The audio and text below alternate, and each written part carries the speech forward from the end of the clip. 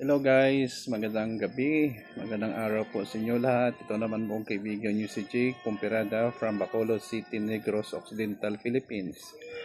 Tingnan nyo po, nasa bundok po ako, no? Medyo mabagal ang internet connection dito sa Don Salvador Benedicto, Negros Occidental, Philippines.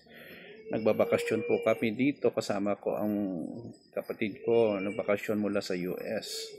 Sa video natin guys, pag-usapan po natin ang aking karanasan bilang freelance programmer or computer programmer nang bata-bata pa ako. Okay? Sa ngayon kasi guys, hindi na ako masyado nagpo-program. I just writing codes for my books, no, na sinusulat ko. Small projects, minsan mga C++ projects na mga students ng client ko. Kaso ngayon with the advent of AI, ChatGPT, Gemini, kung ano pa mga tools na AI generated, DeepSeek, R4, madali nilang mag-write ng code, no? Going back around, let's say, 15 or 20 years ago, nagpe-freelance programmer po ako, no? So, share ko lang ang aking karanasan. So kung bago lang kayo sa channel ko, gusto nyo ang video natin, paki-like lang po, share, and huwag kalimutang mag-subscribe. I started freelance programming way back 1996, second year college po ako. Kumuha po ako ng course ng BS Computer Science at University of Negros Occidental, Recoletos. During that time, karamihan ng mga programming languages na ginagamit for my freelancing job is FoxPro 2.5, Clipper, Summer 87, FoxBase. Hindi ako nakagamit ng DBase 3+. Kasi nung una, way back 1996, karamihan ng mga application is DOS-based. And then mayroon na tayong Windows 95, 95, wala pa. So, karamihan ng ginagawang kong mga freelance programming during that time, mga simple na mga inventory system, sa FoxPro, Clipper, accounting system na maliliit, simple information system, those based kasi during that time kasi yun po ang pinakasikat na mga languages dito sa Pilipinas.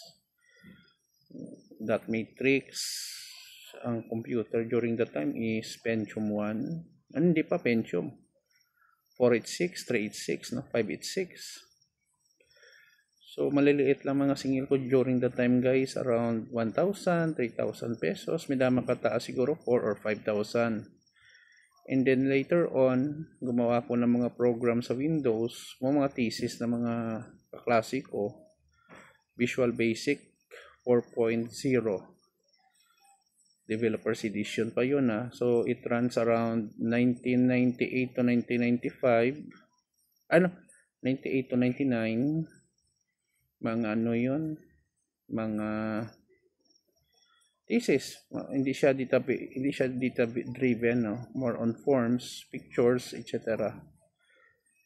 So during the time, I'm just renting computers, and may nagpaparenta kasi ng computer during that time, 20 pesos per hour.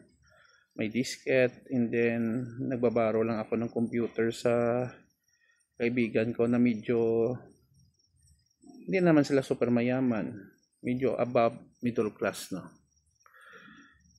In return, ako lang gumagawa ng mga projects namin, may mga projects kami. So yun, no? Those are the days. Moving forward, year 2000, 2003 up to, let's say 2011, more on Visual FoxPro and web application, PHP, MySQL, so mga thesis, mga simple projects. Karamihan ng mga client ko ay mga estudyante po sa kanilang mga capstone or thesis. Ang Ang kahirapan lang, kung mga estudyante, ang experience ko bilang freelance programmer during those time, ang baba ng bayaran, no? Especially mga estudyante ang nagpapagawa or mga small businesses.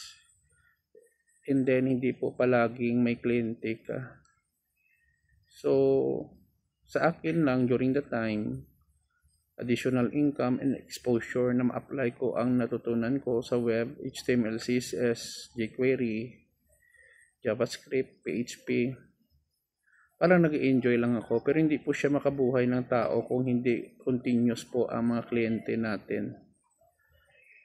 Naalala ko during that time, may nagpagawa pa sa akin ng program sa C, C++, Turbo C, mga estudyante rin, or sa abroad, Visual Basic. So, ang memorable kasi yon kasi doon ko na improve ang aking problem solving. Kasi mahirap din dito sa Bacolod maghanap ng company na mag-hire sa iyo na programmer kung meron din sobrang baba ng pasahod.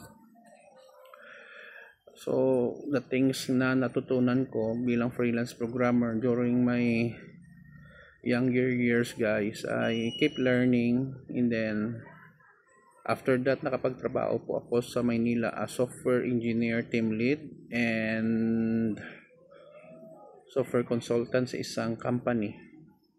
So, lahat ng experience ko doon sa freelance ay nagamit ko rin.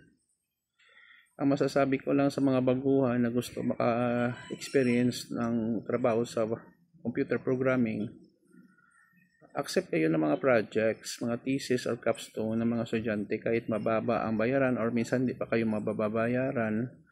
Ang importante lang yan, guys, ay nakaka-gain kayo ng experience. Okay, at kaunting pera. Those experience, hindi mo yun mababayaran eh. It makes your mind think logically, problem solving. Hindi mo naman kailangan super matalino. Kasama at importante lang mataas lang ang logic sa pag-iisip mo. At na-apply mo ang natapusan mo na course sa akin is computer science. Yun lang po, guys, masasabi ko sa aking karanasan bilang freelance programmer. Naibahagi ko sa inyo, no? First time nagbahagi ako ng aking experience na bilang freelance programmer. Karamihan di po ako nag-share ng mga experiences ko regarding sa programming kasi I consider myself is just an average guy. Hindi naman ako super galing. Meron din ng mga problems na hindi ko masosolve na kailangan ko ng tulong ng ibang tao or AI. Pero sa akin lang, I'm just enjoying writing programs. Yun lang po. Kung meron din kayong karanasan, pagkilagay lang po sa comment section ng ating video. Maraming salamat po sa inyong pakikinig, pagsama nyo sa akin, sa aking video. I love you all. Please subscribe, guys. Ingat po tayo lagi. Amen. No? Praise God for everything. Yun lang po, guys. Ito naman pong kaibigan nyo si Jake. Paalam. Kita-kita po tayo sa sunod na video.